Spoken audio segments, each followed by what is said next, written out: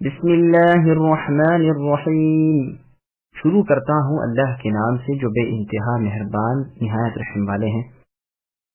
يا أيها الذين آمنوا لا تتخذوا عدوي وعدوكم أولياء تلقون إليهم بالمودة وقد كفروا بما جاءكم من الحق يخرجون الرسول وإياكم أن تؤمنوا بالله ربكم إن كنتم خرجتم جهادا في سبيلي وابتغاء مرضاتي تسرون إليهم بالمودة وأنا أعلم بما أخفيتم وما أعلنتم ومن يفعله منكم فقد ضل سواء السبيل إن يثقفوكم يكونوا لكم أعداء ويبسطوا إليكم أيديهم وألسنتهم بالسوء وودوا لو تكفرون لن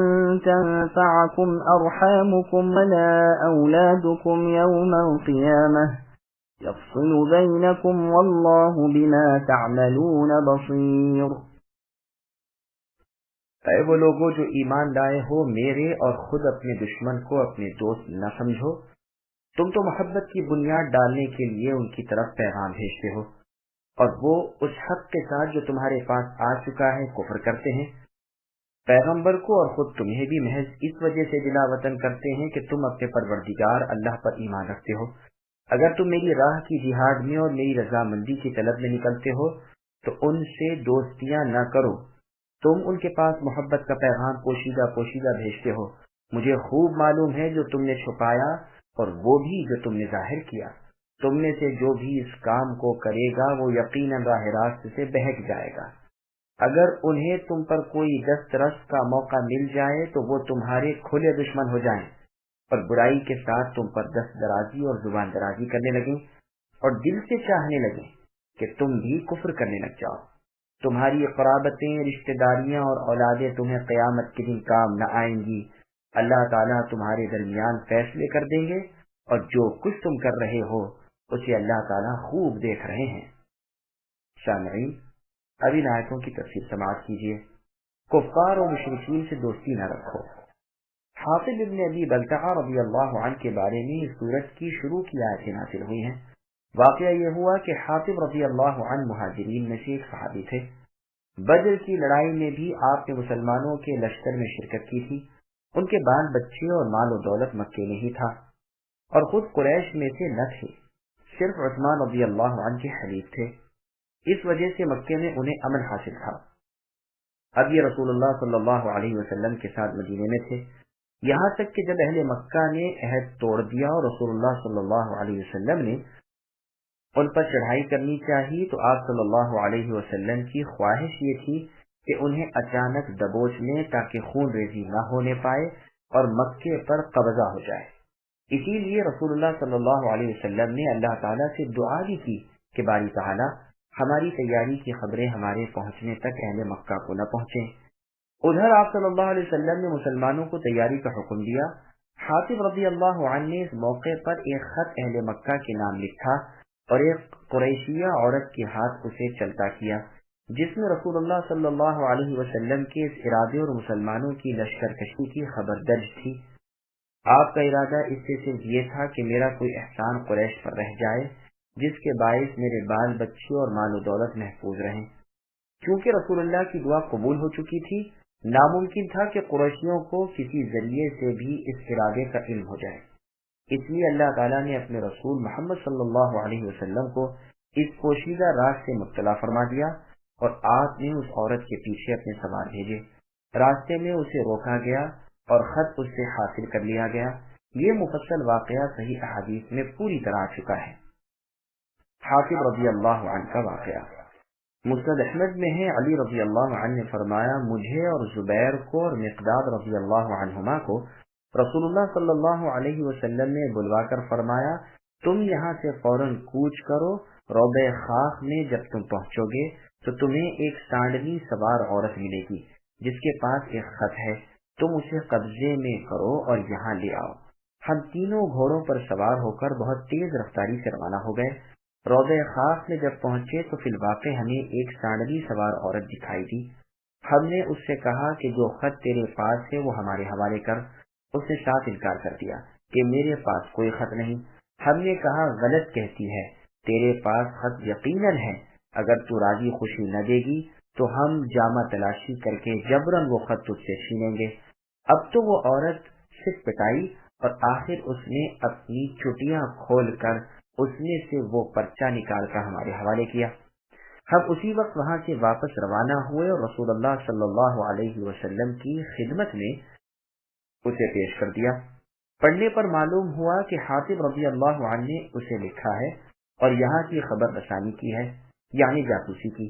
رسول صلی اللہ علیہ وسلم کے ارادوں سے کفار مکہ کو آگاہ کیا ہے۔ رسول اللہ نے کہا، حاتب یہ کیا حرکت ہے؟ حاتب رضی اللہ عنہ نے فرمایا، اے اللہ کے رسول جلدی نہ کیجیے، میری بھی سن لیجیے۔ میں قریشیوں میں ملا ہوا تھا، خود قریشیوں میں سے نہ تھا۔ پھر آپ صلی اللہ علیہ وسلم پر ایمان لا کر آپ کے ساتھ ہجرت کی۔ جتنے اور مہاجرین ہیں ان سب کے قرابت دار یعنی رشتہ دار مکے میں موجود ہیں، جو ان کے بال بچے وغیرہ مکے میں رہ گئے ہیں وہ ان کی حمایت کرتے ہیں، لیکن میرا کوئی رشتہ دار نہیں جو میرے بچوں کی حفاظت کرے۔ اس لیے میں نے چاہا کہ آؤ قریشیوں کے ساتھ کوئی سلوک و احسان کر دوں جس سے میرے بچوں کی حفاظت وہ کریں، اور جس طرح اوروں کے نسب کی وجہ سے ان کا تعلق ہے، میرے احسان کی وجہ سے میرا تعلق ہو جائے۔ اے اللہ کے رسول، میں نے کفر نہیں کیا، نہ اپنے دین سے مرتد ہوا ہوں، نہ اسلام کے بعد کفر سے راضی ہوا ہوں، بس اس خط کی وجہ سے اپنے بچوں کی حفاظت کا حیلہ تھا اور کچھ نہیں۔ رسول اللہ نے فرمایا، لوگوں تم سے جو واقعہ حاتب بیان کرتے ہیں وہ بالکل حق بہر سچا ہے کہ اپنے نفع کی خاطر یہ غلطی کر بیٹھے ہیں، نہ کہ مسلمانوں کو نقصان پہنچانا یا کفار کی مدد کرنا ان کے پیش نظر ہو۔ فاروق اعظم رضی اللہ عنہ اس موقع پر موجود تھے اور یہ واقعات آپ کے سامنے ہوئے۔ آپ کو بہت غصہ آیا اور فرمانے لگے، اللہ کے رسول مجھے اجازت دیجیے کہ اس منافق یعنی حاتب کی گردن اڑا دوں۔ رسول اللہ نے فرمایا، تمہیں کیا معلوم نہیں کہ یہ بدری صحابی ہیں؟ اور بدر والوں پر اللہ تعالیٰ نے جھانکا اور فرمایا، جو چاہو عمل کرو میں نے تمہیں بخش دیا ہے۔ یہ روایت اور بھی بہت سی احادیث کی کتابوں میں موجود ہے۔ صحیح بخاری کی کتاب المغازی میں اتنا اور بھی ہے کہ پھر اللہ تعالیٰ نے یہ سورت اتاری، اور کتاب التفسیر میں ہے کہ عمر رضی اللہ عنہ نے فرمایا، اسی بارے میں آیت یا ایھا الذین آمنوا اتری، لیکن راوی کو شک ہے کہ آیت کے اترنے کا بیان عمر رضی اللہ عنہ کا ہے یا حدیث میں ہے۔ امام علی بن مدینی رحمۃ اللہ علیہ فرماتے ہیں، سفیان رحمہ اللہ سے پوچھا گیا کہ یہ آیت اسی میں اتری ہے؟ تو سفیان نے فرمایا، یہ لوگوں کی بات میں ہے، میں نے اسے عمر رضی اللہ عنہ سے حفظ کیا ہے اور ایک حرف بھی نہیں چھوڑا، اور میرا خیال ہے کہ میرے سوا کسی اور نے اسے حفظ بھی نہیں رکھا۔ بخاری و مسلم کی ایک روایت میں ہے، مقداد رضی اللہ عنہ کے نام کے بدلے ابو مرثد رضی اللہ عنہ کا نام ہے۔ اس میں یہ بھی ہے کہ رسول اللہ نے یہ بھی بتلا دیا تھا کہ اس عورت کے پاس حاتب رضی اللہ عنہ کا خط ہے۔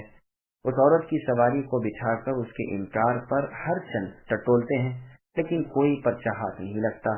آخر جب ہم عاجز آگے اور کہیں سے پرچہ نہ ملا تو ہم نے اس عورت سے کہا کہ اس میں تو مطلق شک نہیں کہ تیرے پاس پرچہ ہے، گو ہمیں نہیں ملتا، لیکن تیرے پاس ہے ضرور۔ یہ ناممکن ہے کہ رسول اللہ کی بات غلط ہو، اب اگر تو نہیں دیتی تو ہم تیرے کپڑے اتار کر ٹٹولیں گے۔ جب اس نے دیکھ لیا کہ انہیں پختہ یقین ہے اور یہ بے لیے نہ لوٹیں گے تو اس نے اپنا سر کھول کر اپنے بالوں میں سے پرچہ نکال کر ہمیں دے دیا۔ ہم اسے لے کر واپس خدمت نبوی میں حاضر ہوئے۔ عمر رضی اللہ عنہ نے واقعہ دیکھ کر فرمایا، اس نے اللہ اور اس کے رسولوں کی اور مسلمانوں کی خیانت کی، مجھے اس کی گردن مارنے کی اجازت دیجیے۔ رسول اللہ نے حاتب رضی اللہ عنہ سے دریافت کیا اور انہوں نے جواب دیا جو گزشتہ روایت میں گزر چکا۔ رسول اللہ نے سب سے فرما دیا کہ انہیں کچھ نہ کہو، اور عمر رضی اللہ عنہ سے بھی وہ فرمایا جو پہلے بیان ہوا ہے کہ بدری صحابہ میں سے ہیں جن کے لیے اللہ تعالیٰ نے جنت واجب کر دی ہے، جسے سن کر عمر رضی اللہ عنہ رو دیے اور فرمانے لگے، اللہ کو اور اللہ کے رسول کو ہی کامل علم ہے یہ حدیث ان الفاظ سے صحیح بخاری کتاب المغازی میں غزوہ بدر کے ذکر میں ہے، اور روایت میں ہے کہ رسول اللہ صلی اللہ علیہ وسلم نے اپنے مکہ جانے کا ارادہ اپنے چند ہمراہ صحابہ کبار رضی اللہ عنہم کے سامنے ظاہر کیا تھا، جن میں حاتب رضی اللہ عنہ بھی تھے۔ باقی عام طور پر مشہور تھا کہ خیبر جا رہے ہیں۔ اس روایت میں یہ بھی ہے کہ جب ہم خط کو سارے سامان میں ٹٹول چکے اور نہ ملا تو ابو مرثد رضی اللہ عنہ نے کہا شاید اس کے پاس کوئی پرچہ ہے ہی نہیں۔ اس پر علی رضی اللہ عنہ نے فرمایا ناممکن ہے، نہ رسول اللہ صلی اللہ علیہ وسلم جھوٹ بول سکتے ہیں، نہ ہم نے جھوٹ کہا۔ جب ہم نے اسے دھمکایا تو اس نے ہم سے کہا تمہیں اللہ کا خوف نہیں؟ کیا تم مسلمان نہیں ہو؟ ایک روایت میں ہے کہ اس نے پرچہ اپنے جسم میں سے نکالا۔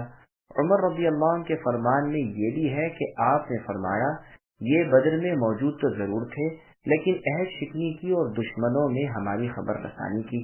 اور روایت میں ہے کہ یہ عورت قبیلہ مزینہ کی عورت تھی، بعض کہتے ہیں اس کا نام سارا تھا، اولاد عبد المطلب کی آزاد کردہ لونڈی تھی۔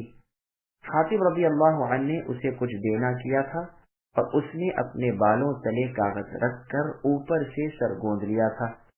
رسول اللہ صلی اللہ علیہ وسلم نے اپنے گھوڑے سواروں سے فرما دیا تھا کہ اس کے پاس حاتب کا دیا ہوا اس مضمون کا خط ہے۔ آسمان سے اس کی خبر رسول اللہ کے پاس آئی تھی۔ بنو ابو احمد کے خلیفہ میں یہ عورت پکڑی گئی تھی۔ اس عورت نے اس سے کہا تھا کہ تم منہ پھیر لو، میں نکال دیتی ہوں۔ انہوں نے منہ پھیر لیا، پھر اس نے نکال کر حوالے کیا۔ اس روایت میں حاتب رضی اللہ عنہ کے جواب میں یہ بھی ہے کہ اللہ کی قسم میں اللہ پر اور اللہ کے رسول پر ایمان رکھتا ہوں، کوئی تغیر و تبدیلی میرے ایمان میں نہیں ہوا۔ اور اسی بارے میں اس سورت کی آیتیں ابراہیم علیہ السلام کے قصے کے ختم تک اتری۔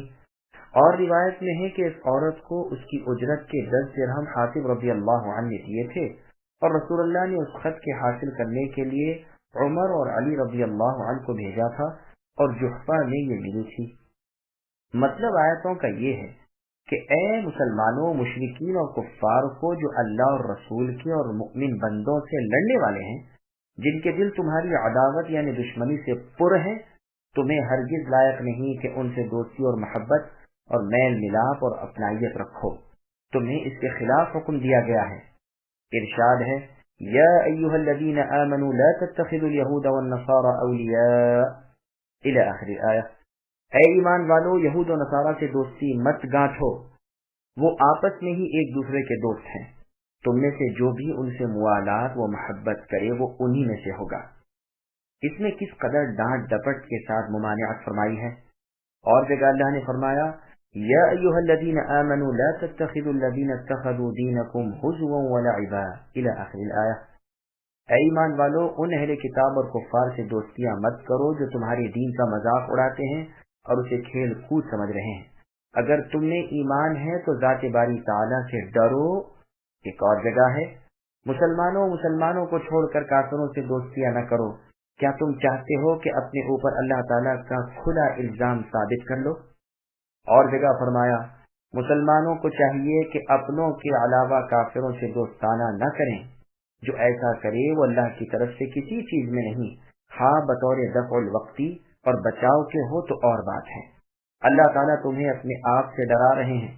اسی بنا پر رسول صلی اللہ علیہ وسلم نے حاتب رضی اللہ عنہ کا عذر قبول فرما لیا کہ اپنے مال و اولاد کے بچاؤ کی خاطر یہ کام ان سے ہو گیا تھا۔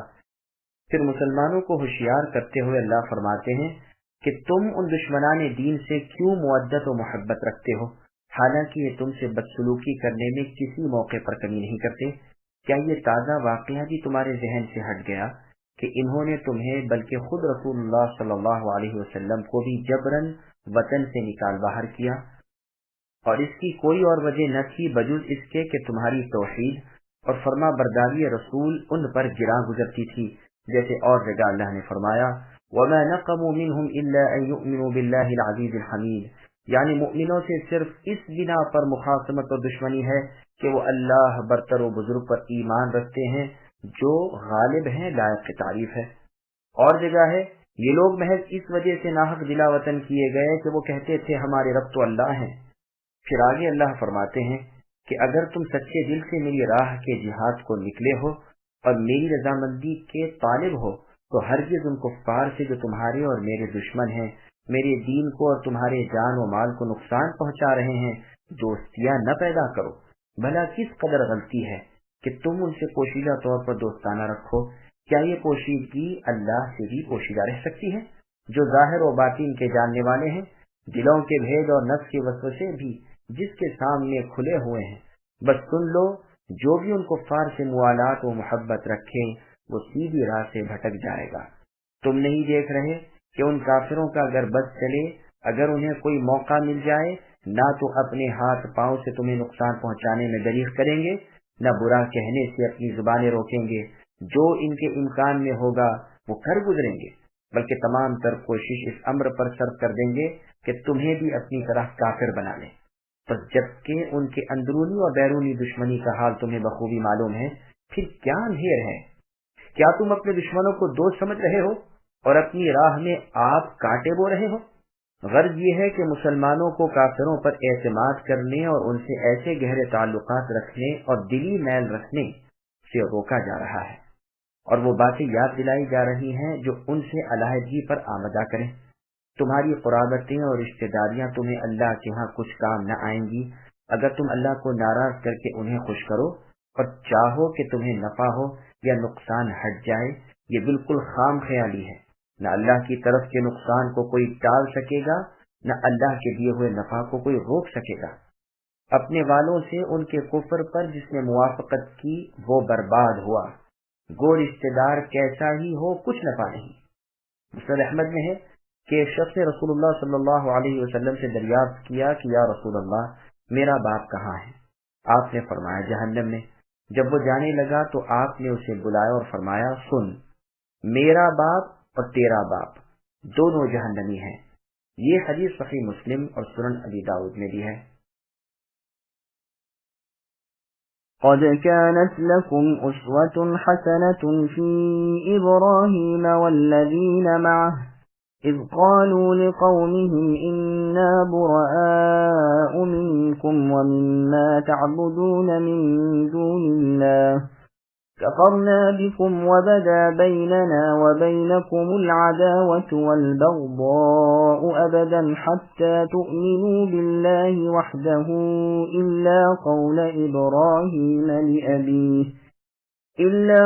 إبراهيم لأبيه لأستغفرن لك وما أملك لك من الله من شيء ربنا عليك توكلنا وإليك أنبنا وإليك المصير ربنا لا تجعلنا فتنة للذين كفروا واغفر لنا ربنا إنك أنت العزيز الحكيم لقد كان لكم فيهم أسوة حسنة لمن كان يرجو الله واليوم الآخر ومن يتول فإن الله هو الغني الحميد۔ مسلمانوں، تمہارے لیے ابراہیم علیہ السلام میں اور ان کے ساتھیوں میں بہترین نمونہ اور اچھی پیروی ہے، جبکہ ان سب نے اپنی قوم سے برملا کہہ دیا کہ ہم تم سے اور جن جن کی تم اللہ کے سوا عبادت کرتے ہو ان سب سے بالکل بیزار ہیں، ہم تمہارے عقائد کے منکر ہیں۔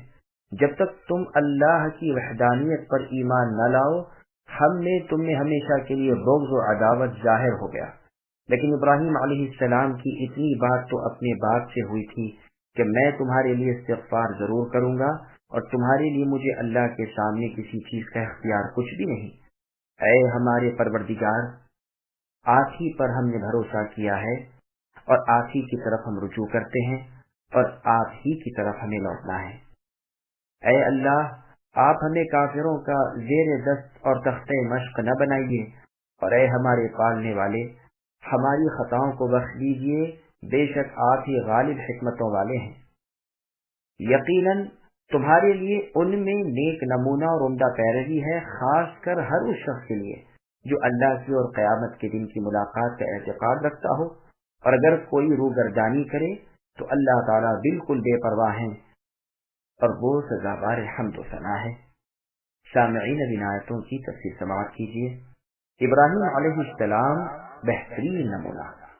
اللہ تبارک و تعالی اپنے مؤمن بندوں کو کفار سے موالات اور دوستی نہ کرنے کی ہدایت فرما کر ان کے سامنے اپنے خلیل ابراہیم علیہ السلام اور ان کے اصحاب یعنی ساتھیوں کا نمونہ پیش کر رہے ہیں کہ انہوں نے صاف طور پر اپنے رشتے کنبے اور قوم کے لوگوں سے برملا فرما دیا کہ ہم تم سے اور جنہیں تم اللہ کے علاوہ پوجتے ہو ان سے بیزار بری و ذمہ اور الگ تھلگ ہیں.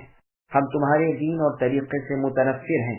جب تک تم اسی طریقے اور اسی مذہب پر ہو تم ہمیں اپنا دشمن سمجھو. ناممکن ہے کہ برادری کی وجہ سے ہم تمہارے اس کفر کے باوجود تم سے بھائی چارہ اور دوستانہ تعلقات رکھیں. ہاں یہ اور بات ہے کہ اللہ تمہیں ہدایت دے اور تم اللہ وحدہ لا شریک لہ پر ایمان لے آؤ. اللہ کی توحید کو مان لو اور اللہ ہی کی عبادت شروع کر دو، اور جن جن کو تم نے اللہ کا شریک اور ساتھی ٹھہرا رکھا ہے اور جن جن کی پوجا پاٹ میں مشغول ہو ان سب کو ترک کر دو. اپنی اس روش فکر اور طریقے شرک سے ہٹ جاؤ تو پھر بے شک ہمارے بھائی ہو، ہمارے عزیز ہو، ورنہ ہم میں تم میں کوئی اتحاد و اتفاق نہیں، ہم تم سے اور تم ہم سے علیحدہ ہو. ہاں یہ یاد رہے کہ ابراہیم علیہ السلام نے اپنے والد سے جو استغفار کا وعدہ کیا تھا اور پھر اسے پورا کیا، اس نے ان کی اقتدا نہیں، اس لیے کہ استغفار اس وقت تک رہا جس وقت تک کہ اپنے والد کا اللہ کا دشمن ہونا ان پر وضاحت کے ساتھ ظاہر نہ ہوا تھا. جب انہیں یقینی طور پر اس کی اللہ سے دشمنی کھل گئی تو اس سے صاف بیزاری ظاہر کر دی. بعض مؤمن اپنے مشرک ماں باپ کے لیے دعا و استغفار کرتے تھے اور سند میں ابراہیم علیہ السلام کا اپنے والد کے لیے دعا مانگنا پیش کرتے تھے. اس پر اللہ تعالیٰ نے اپنا فرمان ما كان للنبي والذین آمنوا ان يستغفروا للمشرکین پوری 2 آیتوں تک نازل فرمایا، اور یہاں بھی اسوہ ابراہیمی میں سے اس کا استثناء کر لیا کہ اس بات میں ان کی پیروی تمہارے لیے ممنوع ہے، اور ابراہیم علیہ السلام کے استغفار کی تفصیل بھی کر دی اور اس کا خاص سبب اور خاص وقت بھی بیان فرما دیا. ابن عباس رضی اللہ عنہما، مجاہد، قتادہ، مقاتل ابن حیان و ضحاک رحمۃ اللہ علیہ وغیرہ نے بھی یہی مطلب بیان کیا ہے. پھر ارشاد ہوتا ہے کہ قوم سے برات کر کے اب دامن الہی میں چھپتے ہیں اور جناب باری میں عاجزی اور انکساری سے عرض کرتے ہیں کہ باری تعالی تمام کاموں میں ہمارا بھروسہ اور اعتماد آپ ہی کی پاک ذات پر ہے. ہم اپنے تمام کام آپ کو سونپتے ہیں، آپ ہی کی طرف رجوع اور رغبت کرتے ہیں، اور آخرت میں بھی ہمیں آپ ہی کی جانب لوٹنا ہے. پھر کہتے ہیں اے اللہ آپ ہمیں کافروں کے لیے فتنہ نہ بنائیے، یعنی ایسا نہ ہو کہ یہ ہم پر غالب آ کر ہمیں مصیبت میں مبتلا کر دے. اسی طرح یہ بھی نہ ہو کہ آپ کی طرف سے ہم پر کوئی عقاب و عذاب نازل ہو اور وہ ان کے اور بہکنے کا سبب بنے کہ اگر یہ لوگ حق پر ہوتے تو اللہ انہیں عذاب کیوں کرتے، اگر یہ کسی میدان میں جیت گئے تو بھی ان کے لیے یہ فتنے کا سبب ہوگا کہ ہم اس لیے غالب آئے کہ ہم ہی حق پر ہیں. اسی طرح اگر یہ ہم پر ور آ گئے تو ایسا نہ ہو کہ ہمیں تکلیفیں پہنچا کر آپ کے دین سے برگشتہ کر دیں. پھر یہ دعا مانگتے ہیں کہ اے اللہ ہمارے گناہوں کو بھی بخش دیجیے، ہماری پردہ پوشی کیجیے اور ہمیں معاف فرمائیے. آپ عزیز ہیں، آپ کی بارگاہ میں پناہ لینے والا نامراد نہیں پھرتا، آپ کے در پر آنے والا خالی ہاتھ نہیں جاتا. آپ اپنی شریعت کے تقرر میں، اپنے اقوال و افعال میں اور قضاء و قدر کے مقدر کرنے میں حکمت والے ہیں. آپ کا کوئی کام حکمت سے خالی نہیں.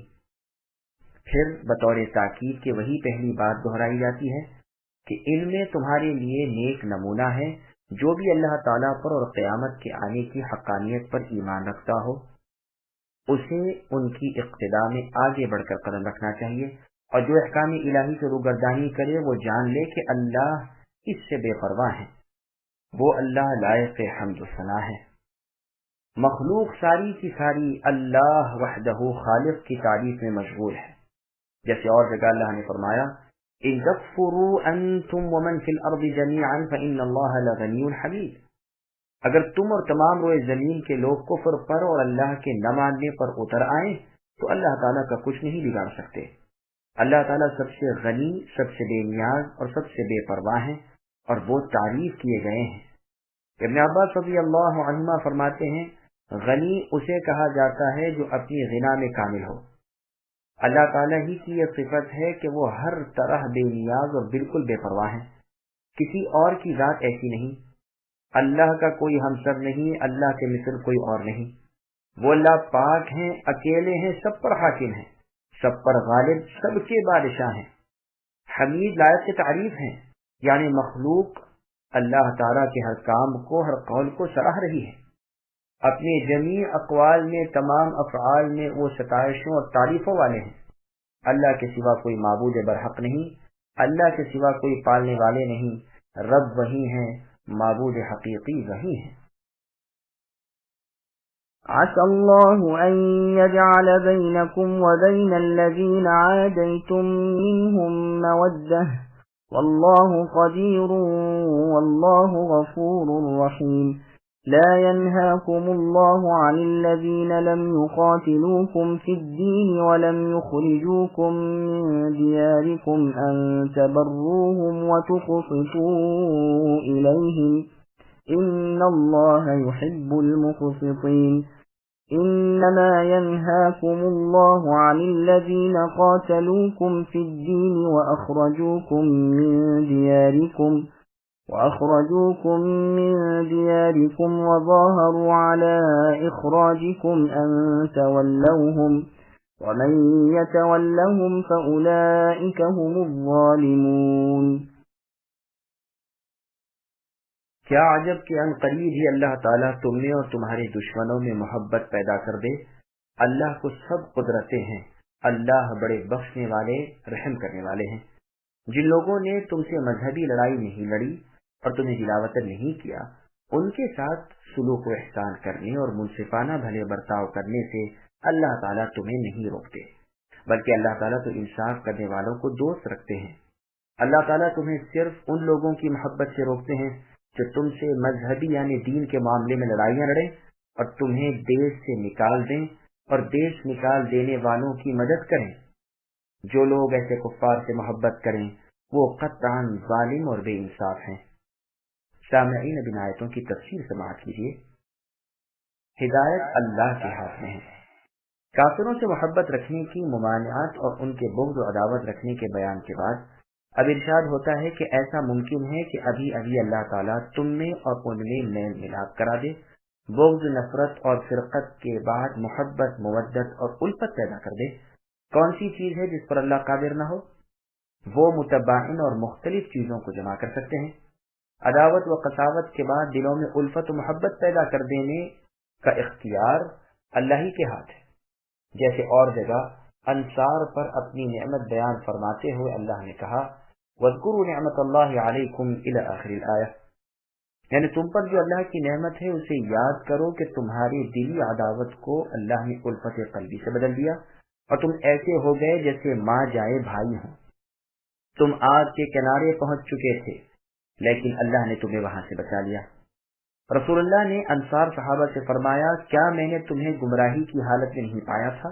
پھر اللہ تعالیٰ نے میری وجہ سے تمہیں ہدایت دی اور تم متفرق تھے، میری وجہ سے اللہ تعالیٰ نے تمہیں جمع کر دیا۔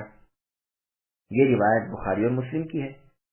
قرآن کریم میں ہے هو الذی ایدک بنصرہ الی آخر الآیہ، یعنی اللہ تعالیٰ نے اپنی مدد سے مومنوں کو ساتھ کر کے اے نبی آپ کی مدد کی اور ایمانداروں میں آپس میں وہ محبت اور ایک جہتی پیدا کر دی کہ اگر روئے زمین کی دولت خرچ کر کے آپ وہ یگانگت پیدا کرنی چاہتے تو نہ کر سکتے تھے۔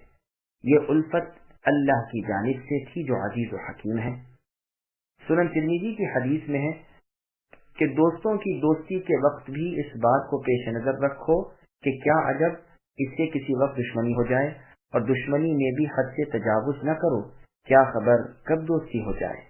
عرب شاعر کہتا ہے وَقَدْ يَجْمَعُ اللَّهُ الشَّتِيتَيْنِ بَعْدَمَا يَظَنَّانِ كُلَّ الظَّنِّ أَلَّا تَلَاقَيَا، یعنی ایسے دو دشمنوں میں بھی جو ایک سے ایک جدا ہوں اور اس طرح کے دل میں گرہ دلی ہو کہ ابد الآباد تک اب کبھی نہ ملیں گے، اللہ تعالیٰ اتفاق و اتحاد پیدا کر دیتے ہیں اور اس طرح ایک ہو جاتے ہیں کہ گویا کبھی دو نہ تھے۔ اللہ تعالیٰ غفور و رحیم ہے۔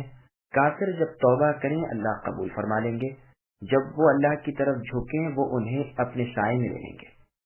کوئی سا بھی گناہ ہو اور کوئی سا گنہگار ہو، ادھر وہ مالک کی طرف جھکا، ادھر اللہ کی رحمت کی آغوش کھلی۔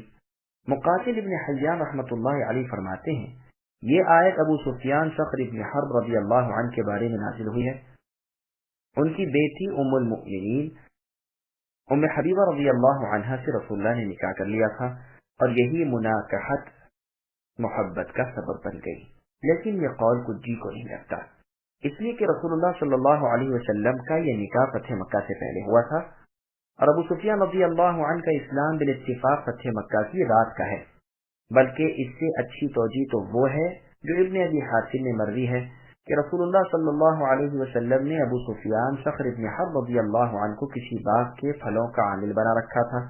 رسول اللہ کے انتقال کے بعد یہ آ رہے تھے کہ راستے میں ذوالخمار مرتد مل گیا، آپ نے اس سے جنگ کی اور باقاعدہ لڑے، بس مرتدین سے پہلے پہل لڑائی لڑنے والے مجاہد ستین آپ ہیں۔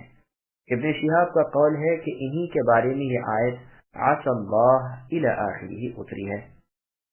صحیح مسلم کی حدیث میں ہے کہ ابو سفیان رضی اللہ عنہ نے اسلام قبول کرنے کے بعد رسول اللہ سے کہا، اے اللہ کے رسول، میری 3 درخواستیں ہیں، اگر اجازت ہو تو عرض کروں؟ آپ نے فرمایا کہو۔ تو کہا، اول تو یہ کہ مجھے اجازت دیجیے کہ جس طرح اپنے کفر کے زمانے میں مسلمانوں سے مسلسل جنگ کرتا رہا، اب اسلام کے زمانے میں کافروں سے برابر لڑائی جاری رکھوں۔ رسول اللہ نے اسے منظور فرمایا۔ پھر کہا، میرے لڑکے معاویہ کو اپنا منشی بنا لیجیے، یعنی کاتب۔ رسول اللہ نے اسے بھی منظور فرمایا۔ اس پر جو کلام ہے وہ پہلے گزر چکا۔ اور میری بہترین عرب بچی ام حبیبہ رضی اللہ عنہا کو آپ اپنی زوجیت میں قبول فرمائیں، یعنی اسے نکاح کریں۔ آپ نے یہ بھی قبول فرما لیا، اس پر بھی کلام پہلے گزر چکا۔ پھر ارشاد ہوتا ہے کہ جن کفار نے تم سے مذہبی لڑائی نہیں کی، نہ تمہیں جلا وطن کیا، جیسے عورتیں اور کمزور لوگ وغیرہ، ان کے ساتھ سلوک و احسان اور عدل و انصاف کرنے سے اللہ تبارک و تعالیٰ تمہیں نہیں روکتے، بلکہ وہ تو ایسے با انصاف لوگوں سے محبت کرتے ہیں۔ بخاری و مسلم میں ہے کہ اسماء بنت ابی بکر رضی اللہ عنہا کے پاس ان کی مشرکہ ماں آئیں۔ یہ اس زمانے کا ذکر ہے جس میں رسول اللہ اور مشرکین مکہ کے درمیان صلح نامہ ہو چکا تھا۔ تو اسماء رضی اللہ عنہا خدمت نبوی میں حاضر ہو کر مسئلہ پوچھتی ہیں کہ میری ماں آئی ہوئی ہیں اور اب تک وہ اس دین سے الگ ہیں، یعنی مشرکہ ہیں، کیا مجھے جائز ہے کہ میں ان کے ساتھ سلوک کروں؟ رسول اللہ نے فرمایا، ہاں جاؤ، ان سے صلہ رحمی کرو۔ مقسطین کی تفسیر سورہ حجرات میں گزر چکی ہے، جنہیں اللہ تعالیٰ پسند فرماتے ہیں۔ حدیث میں ہے، مقسطین وہ لوگ ہیں جو عدل کے ساتھ حکم کرتے ہیں، گو اہل و عیال کا معاملہ ہو یا زیر دستوں کا، یہ لوگ اللہ تعالیٰ کے عرش کے دائیں جانب نور کے منبر پر ہوں گے۔ یہ حدیث مسلم میں ہے۔ پھر آگے اللہ فرماتے ہیں کہ اللہ کی ممانعت تو ان لوگوں کی دوستی سے ہے جو تمہاری عداوت یعنی دشمنی سے تمہارے مقابل نکل کھڑے ہوئے، تم سے صرف تمہارے دین کی وجہ سے لڑے جھگڑے، تمہیں تمہارے شہروں سے نکال دیا، تمہارے دشمنوں کی مدد کی، پھر مشرکین سے اتحاد و اتفاق، دوستی و ایک جہتی رکھنے والوں کو دھمکاتے ہیں اور اس کا گناہ بتلاتے ہیں کہ ایسا کرنے والے ظالم گنہگار ہیں۔ اور ایک جگہ فرمایا، یہودیوں نصرانیوں سے دوستی کرنے والا ہمارے نزدیک انہی جیسا ہے۔ يا أيها الذين آمنوا إذا جاءكم المؤمنات مهاجرات فامتحنوهن الله أعلم بإيمانهن فإن علمتموهن مؤمنات فلا ترجعوهن إلى الكفار لا هن حل لهم ولا هم يحلون لهن وآتوهم ما أنفقوا ولا جناح عليكم أن تنكحوهن إذا آتيتموهن أجورهن ولا تمسكوا بعصم الكوافر واسألوا ما أنفقتم وليسألوا ما أنفقوا ذلكم حكم الله يحكم بينكم والله عليم حكيم وَإِنْ فَاتَكُمْ شَيْءٌ مِّنْ أَزْوَاجِكُمْ إِلَى الْكُفَّارِ فَعَاقَبْتُمْ فَآتُوا الَّذِينَ ذَهَبَتْ أَزْوَاجُهُم مِّثْلَ مَا أَنفَقُوا وَاتَّقُوا اللَّهَ الَّذِي أَنتُم بِهِ مُؤْمِنُونَ۔ اے ایمان والو، جب تمہارے پاس مسلمان عورتیں ہجرت کر کے آئیں تو تم ان کا امتحان لے لیا کرو۔ دراصل ان کے ایمان کو بخوبی جاننے والے تو اللہ ہی ہیں، لیکن اگر وہ تمہیں ایماندار معلوم ہو تو اب تم انہیں کافروں کی طرف واپس نہ کرو، یہ ان کے لیے حلال نہیں اور نہ وہ ان کے لیے حلال ہیں۔ جو خرچ ان کافروں کا ہوا ہو وہ انہیں ادا کر دو۔ ان عورتوں کو ان کے مہر دے کر ان سے نکاح کر لینے میں تم پر کوئی گناہ نہیں، اور کافر عورتوں کی ناموس اپنے قبضے میں نہ رکھو، اور جو کچھ تم نے خرچ کیا ہو مانگ لو، اور جو کچھ ان کافروں نے خرچ کیا ہو وہ بھی مانگ لیں۔ یہ اللہ تعالیٰ کا فیصلہ ہے جو وہ تمہارے درمیان کر رہے ہیں۔ اللہ تعالیٰ بڑے علم اور کامل حکمت والے ہیں۔ اور اگر تمہاری کوئی بیوی تمہارے ہاتھ سے نکل جائے اور کافروں کے پاس چلی جائے، پھر تمہیں اس کے بدلے کا وقت مل جائے تو جن کی بیویاں چلی گئی ہیں انہیں ان کے اخراجات کے برابر ادا کر دو، اور اس اللہ سے ڈرتے رہو جس پر تم ایمان رکھتے ہو۔ سامعین، اب ان آیتوں کی تفسیر سماعت کیجیے۔ مہاجر عورتوں کا امتحان۔ سورہ فتح کی تفسیر میں صلح حدیبیہ کا واقعہ مفصل بیان ہو چکا ہے۔ اس صلح کے موقع پر رسول اللہ صلی اللہ علیہ وسلم اور کفار قریش کے درمیان جو شرائط طے ہوئی تھی ان میں ایک یہ بھی تھی کہ جو کافر مسلمان ہو کر رسول اللہ کے پاس چلا جائے رسول اللہ اسے اہل مکہ کو واپس کر دیں، لیکن قرآن کریم نے ان میں سے عورتوں کو مستثنیٰ کر دیا کہ جو عورت ایمان قبول کر کے آئے اور فی الواقع ہو بھی وہ سچی ایماندار تو مسلمان اسے کافروں کو واپس نہ دیں۔ حدیث کی تفسیر قرآن کریم سے ہونے کی یہ ایک بہترین مثال ہے، اور بعض سلف کے نزدیک یہ آیت اس حدیث کی ناسخ ہے۔ اس آیت کا شان نزول یہ ہے کہ ام کلثوم بنت عقبہ ابن ابی معیط مسلمان ہو کر ہجرت کر کے مدینہ چلی آئیں۔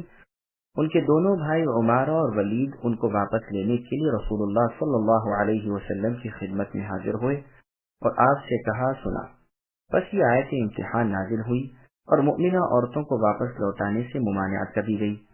ابن عباس رضی اللہ عنہما سے سوال ہوتا ہے کہ رسول اللہ ان عورتوں کا امتحان کس طرح لیتے تھے؟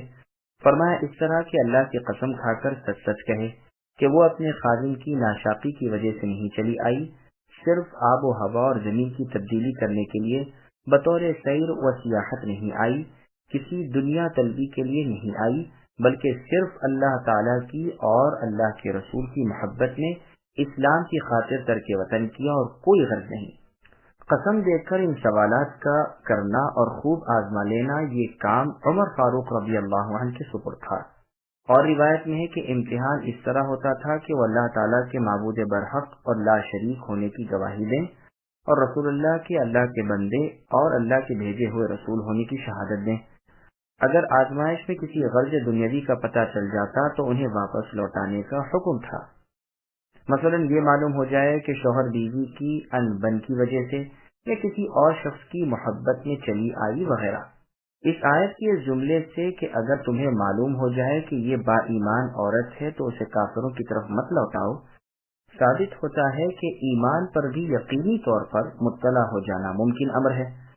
پھر ارشاد ہوتا ہے کہ مسلمان عورتیں کافروں پر اور کافر مرد مسلمان عورتوں کے لیے حلال نہیں۔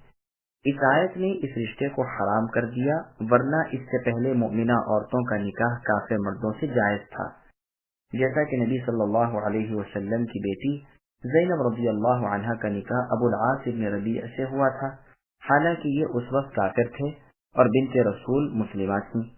بدر کی لڑائی میں یہ بھی کافروں کے ساتھ تھے، اور جو کافر زندہ پکڑے گئے ان میں یہ بھی گرفتار ہو کر آئے تھے۔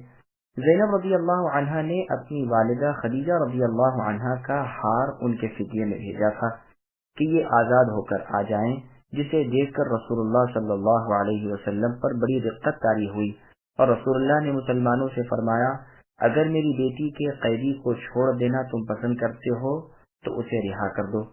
مسلمانوں نے بخوشی بغیر فدیے کے انہیں چھوڑ دینا منظور کیا، चुनाचे रसूलुल्लाह ने उन्हें आजाद कर दिया और फरमा दिया कि आपकी साहिबजादी को आपके पास मदीने में भेज दें। इन्होंने इसे भी मंजूर कर लिया और ज़ैद इब्न हारिसा रज़ियल्लाहु अन्हु के साथ भेज दिया। ये वाक़या 2 हिजरी का है। ज़ैनब रज़ियल्लाहु अन्हा ने मदीने में ही इक़ामत फरमाई और यूं ही बैठी रहीं, यहाँ तक कि 8 हिजरी में उनके खाविंद अबुल आस रज़ियल्लाहु अन्हु को अल्लाह ताला ने तौफ़ीक़ इस्लाम दी और वो मुसलमान हो गए। तो रसूलुल्लाह ने फिर उसी अदले निकाह पर बगैर नए महर के अपनी साहिबजादी को उनके पास रुख़्सत कर दिया। यही सही है, इसलिए कि मुसलमान औरतों के मुशरिक मर्दों पर हराम होने के 2 साल बाद ये मुसलमान हो गए थे। एक और रिवायत में है कि इनके इस्लाम के बाद नए सिरे से निकाह हुआ और नया महर बंधा। इमाम तिर्मिज़ी फरमाते हैं कि यजीद रहमतुल्लाह अलैहि ने फरमाया है, पहली रिवायत के रावी इब्न अब्बास रज़ियल्लाहु अन्हुमा है और वो रिवायत अज़रुए इस्नाद के बहुत आला है, और दूसरी रिवायत के रावी अम्र इब्न शुआइब हैं और अमल इसी पर है। लेकिन याद रहे कि अम्र इब्न शुआइब वाली रिवायत के एक रावी हज्जाज इब्न अरतात को इमाम अहमद वगैरह दईफ बतलाते हैं। इब्न अब्बास रज़ियल्लाहु अन्हुमा वाली हदीस का जवाब जुमहूर ये देते हैं कि ये शख्सी वाक़या है, मुमकिन है इनकी इद्दत खत्म ही न हुई हो। अक्सर हजरात का मज़हब ये है कि इस सूरत में जब औरत ने इद्दत के दिन पूरे कर लिए और अब तक उसका काफिर खाविन मुसलमान नहीं हुआ तो वो निकाह पस हो जाता है।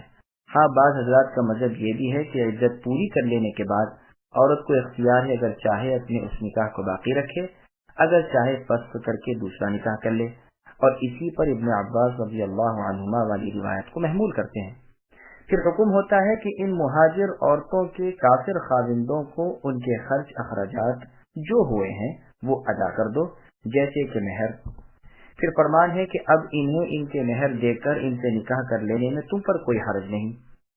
इज्जत का गुजर जाना, वली का मुकर्रर कर लेना वगैरह जो उमूर निकाह में जरूरी हैं, उन शराइत को पूरा करके उन मुहाजिर औरतों से जो मुसलमान निकाह करना चाहे कर सकता है। फिर इरशाद होता है कि तुम पर भी मुसलमानों उन औरतों का अपने निकाह में बाकी रखना हराम है जो काफिरा हैं। इसी तरह काफिरा औरतों से निकाह करना भी हराम है।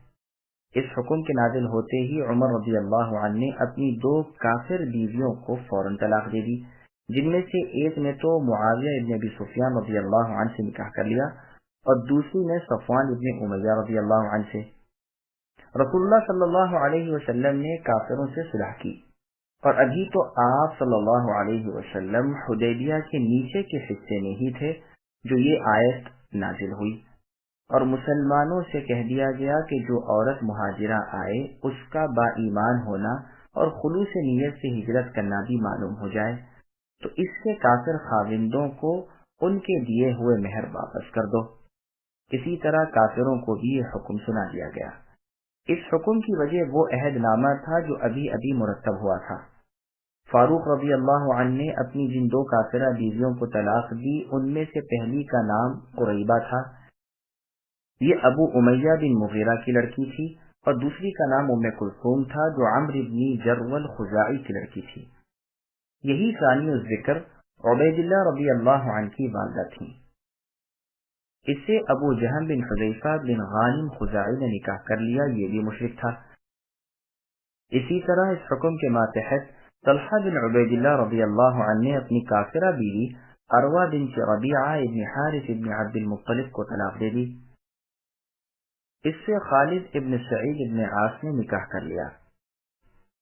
फिर इरशाद होता है, तुम्हारी बीवियों पर जो तुमने खर्च किया है उसे काफिरों से ले लो जबकि वो उनमें चली जाएं, और काफिरों की औरतों को जो मुसलमान होकर तुम में आ जाएं उन्हें तुम उनका किया हुआ खर्च दे दो। सुलह के बारे में और औरतों के बारे में रब्बानी फैसला बयान हो चुका जो अल्लाह ने अपनी मखलूक में कर दिया।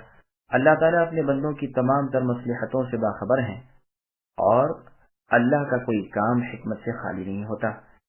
इसलिए अलल इतलाक यानी मुतलकन हकीम वही अल्लाह है।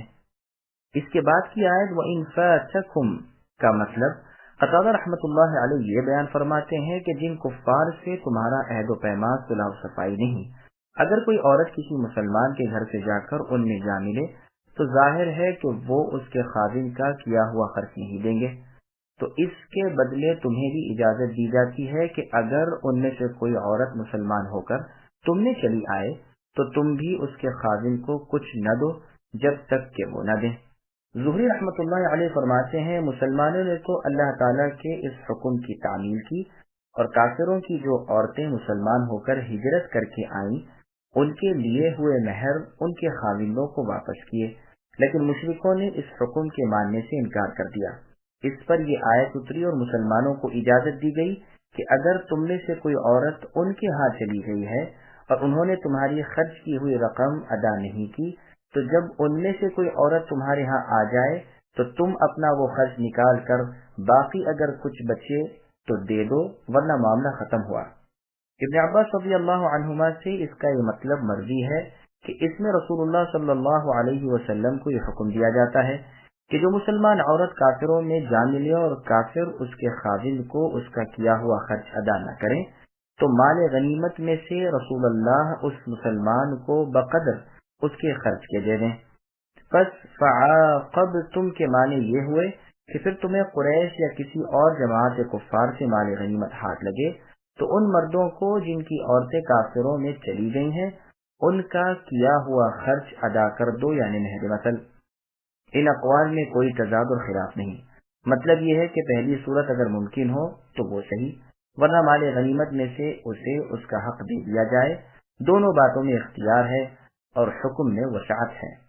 امام ابن جریر رحمۃ اللہ علیہ اس تطبیق کو پسند فرماتے ہیں۔ فالحمدللہ۔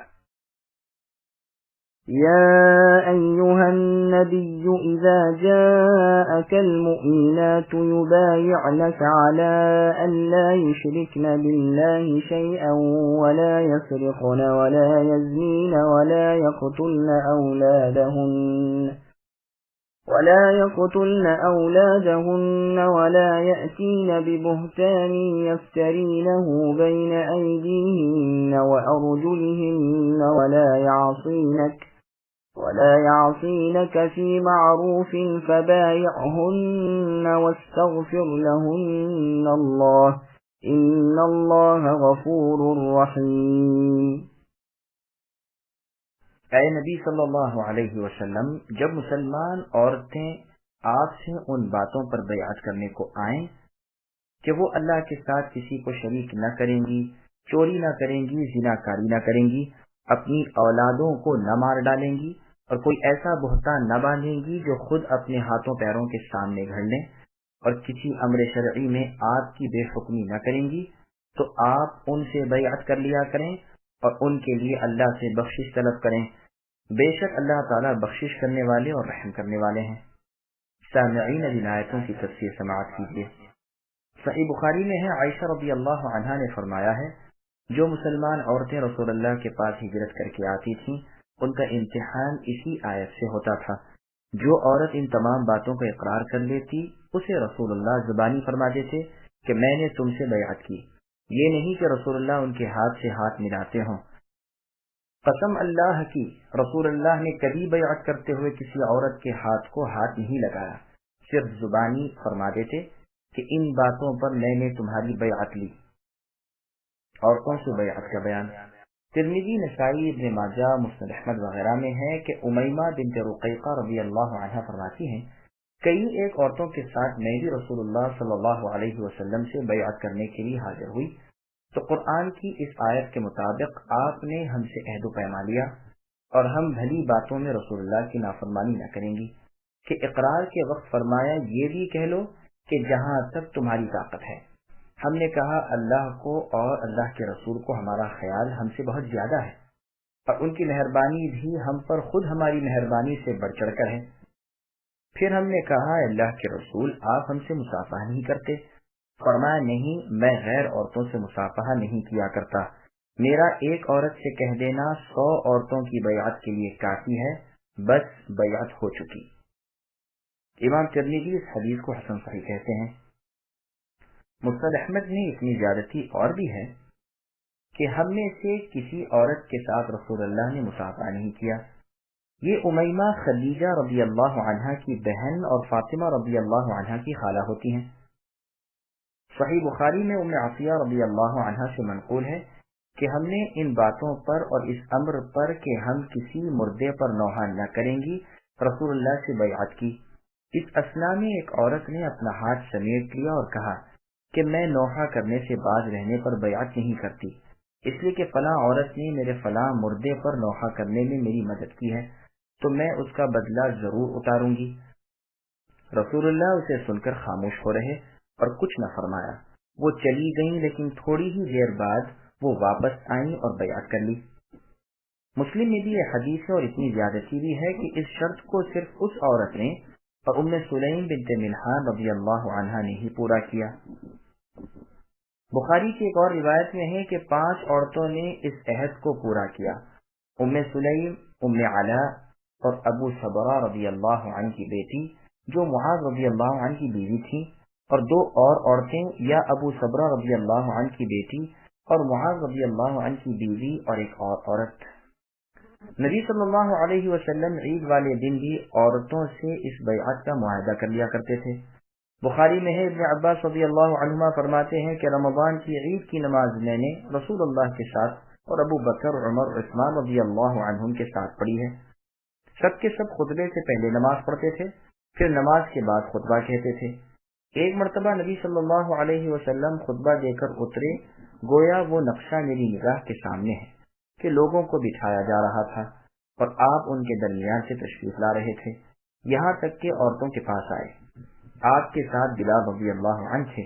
یہاں پہنچ کر رسول اللہ نے اسی آیت کی تلاوت کی، پھر آپ نے دریافت کیا کہ کیا تم اپنے اس اقرار پر ثابت قدم ہو؟ ایک عورت نے کھڑے ہو کر جواب دیا کہ ہاں، اللہ کے رسول اس پر مضبوطی کے ساتھ قائم ہیں۔ کسی اور نے جواب نہیں دیا۔ راوی حدیث حسن کو یہ نہیں معلوم کہ یہ جواب دینے والی کون سی عورت تھی۔ پھر رسول اللہ صلی اللہ علیہ وسلم نے فرمایا اچھا خیرات کرو، اور بلال رضی اللہ عنہ نے اپنا کپڑا پھیلا دیا۔ چنانچہ عورتوں نے اس میں بے نگینے کی اور نگینے دار انگوٹھیاں اللہ کی راہ میں ڈالیں۔ مسند احمد کی روایت میں ہے امیمہ رضی اللہ عنہا کی بیعت کے ذکر میں آیت کے علاوہ اتنا اور بھی ہے کہ نوحہ نہ کرنا اور جاہلیت کے زمانے کی طرح اپنا بناؤ سنگار غیر مردوں کو نہ دکھانا۔ بخاری و مسلم کی حدیث میں ہے کہ رسول اللہ صلی اللہ علیہ وسلم نے مردوں سے بھی ایک مجلس میں فرمایا کہ مجھ سے ان باتوں پر بیعت کرو جو اس آیت میں ہیں، جو شخص اس بیعت کو نبھا دے اس کا اجر اللہ کے ذمہ ہے، اور جو اس کے کچھ خلاف کر گزرے اور وہ مسلم حکومت سے پوشیدہ رہے اس کا حساب اللہ سے ہے، اگر چاہیں گے تو اللہ بخش دیں گے اور اگر چاہیں گے تو عذاب دیں گے۔ عبادہ بن صامت رضی اللہ عنہ فرماتے ہیں کہ عقبہ اولا میں ہم 12 شخصوں نے رسول صلی اللہ علیہ وسلم سے بیعت کی، اور انہی باتوں پر جو اس آیت میں مذکور ہیں آپ نے ہم سے بیعت لی اور فرمایا اگر تم اس پر پورے اترے تو یقیناً تمہارے لیے جنت ہے۔ یہ واقعہ جہاد کی فرضیت سے پہلے کا ہے۔ پس فرمان الہی ہے کہ جو عورت ان امور پر بیعت کرنے کے لیے آئے تو اس سے بیعت آپ لے لیجئے کہ اللہ کے ساتھ کسی کو شریک نہ کرنا، غیر لوگوں کے مال نہ چرانا، ہاں اس عورت کو جس کا خاوند اپنی طاقت کے مطابق کھانے پینے، پہننے اوڑھنے کو نہ دیتا ہو تو جائز ہے کہ اپنے خاوند کے مال سے مطابق دستور اور بقدر اپنی حاجت کے لے لے، گو خاوند کو اس کا علم نہ ہو۔ اس کی دلیل ہندہ رضی اللہ عنہا والی حدیث ہے جس کو امام بخاری اور مسلم نے روایت کیا کہ انہوں نے رسول اللہ صلی اللہ علیہ وسلم سے دریافت کیا کہ یا رسول اللہ، میرے خاوند ابو سفیان بخیل آدمی ہیں، وہ مجھے اتنا خرچ نہیں دیتے جو مجھے اور میری اولاد کو کافی ہو سکے، تو کیا میں اگر ان کی بے خبری میں ان کے مال میں سے لے لوں تو مجھے جائز ہے؟ آپ نے فرمایا بطریق معروف اس کے مال سے اتنا لے لو جو تمہیں اور تمہارے بال بچوں کو کفایت کرے، اور وہ زنا کاری نہ کریں، جیسے اور جگہ ہے وَلَا تَقْرَبُوا الزِّنَا إِنَّهُ كَانَ فَاحِشَةً وَسَاءَ سَبِيلًا، زنا کے قریب نہ جاؤ، وہ بے حیائی ہے اور بری راہ ہے۔ سمرہ رضی اللہ عنہ والی حدیث میں زنا کی سزا دردناک عذاب جہنم بیان کی گئی ہے۔ اولاد کو قتل نہ کرنے کا حکم عام ہے، پیدا شدہ اولاد کو مار ڈالنا بھی اسی ممانعت میں ہے، جیسے کہ جاہلیت کے زمانے والے اس خوف سے قتل کرتے تھے کہ انہیں کہاں سے کھلائیں گے پلائیں گے، اور حمل گرا دینا بھی اسی ممانعت میں ہے۔ جیسے بعض جاہل عورتیں کود پھاند کر اپنا جنین گرا دیتی تھیں۔ بری غرض وغیرہ سے بہتان نہ باندھنا کا ایک مطلب تو ابن عباس رضی اللہ عنہما نے یہ بیان فرمایا ہے کہ دوسرے کی اولاد کو اپنے خاوند کے سر چپکانا۔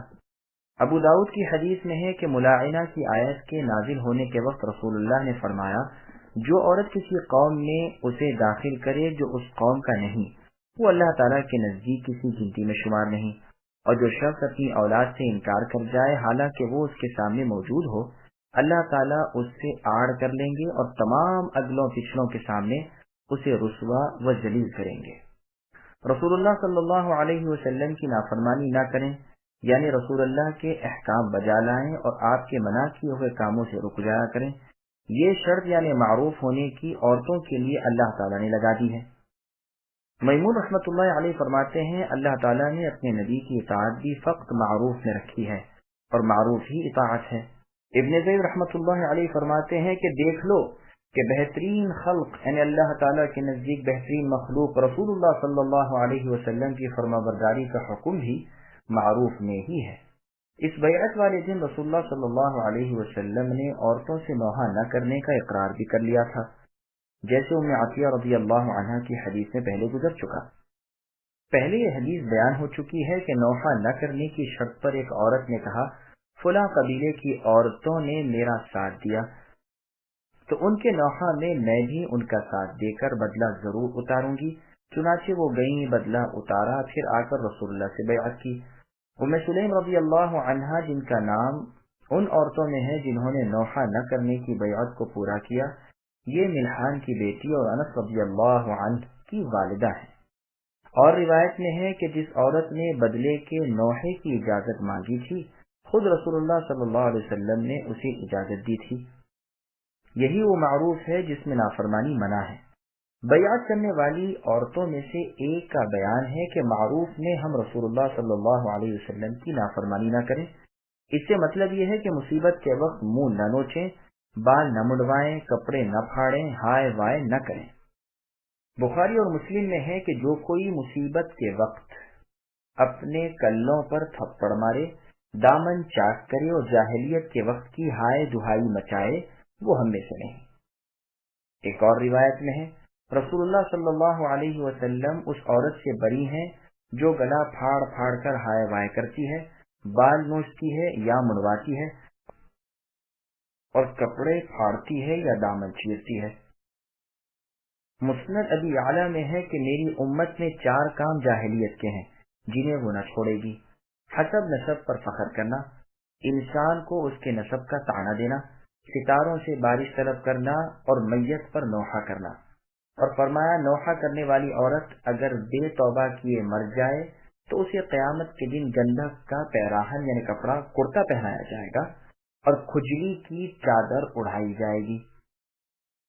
مسلم میں ہے رسول اللہ صلی اللہ علیہ وسلم نے نوحہ کرنے والیوں اور نوحہ کو کان لگا کر سننے والیوں پر لعنت فرمائی۔ يا أيها الذين آمنوا لا تتولوا قوما غضب الله عليهم قد يئسوا من الآخرة كما يئس الكفار من أصحاب القبور۔ اے ایمان والو، تم اس قوم سے دوستی نہ رکھو جن پر اللہ کا غضب نازل ہو چکا ہے، جو آخرت سے اس طرح مایوس ہو چکے ہیں جیسے کہ مردہ اہل قبر کافر نا امید ہیں۔ سامعین، اس آیت کی تفسیر سماعت کیجیے۔ کافر اہل قبور سے نا امید ہو چکے ہیں۔ اس سورت کی ابتدا میں جو حکم تھا وہی انتہا میں بیان ہو رہا ہے کہ یہود و نصارہ اور دیگر کفار سے جن پر اللہ کا غضب اور اللہ کی لعنت گزر چکی ہے اور اللہ کی رحمت اور اللہ کی شفقت سے دور ہو چکے ہیں، تم ان سے دوستانہ اور میل ملاپ نہ رکھو۔ وہ آخرت کے ثواب سے اور وہاں کی نعمتوں سے ایسے نا امید ہو چکے ہیں جیسے قبروں والے کافر۔ اس سے پچھلے جملے کے 2 معنی کیے گئے ہیں۔